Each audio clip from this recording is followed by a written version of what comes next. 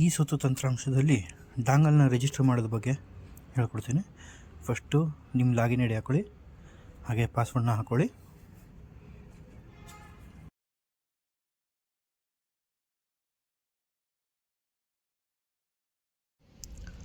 Login ಆದಮೇಲೆ ಬಳಕೆದಾರ ಅಂತ ಇದೆ ನೋಡಿ, ಕ್ಲಿಕ್ ಮಾಡಿ.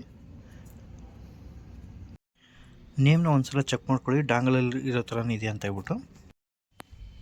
ಆಮೇಲೆ ಸೆಲೆಕ್ಟ್ ಸರ್ಟಿಫಿಕೇಟ್ ಮೇಲೆ ಕ್ಲಿಕ್ ಮಾಡಿ.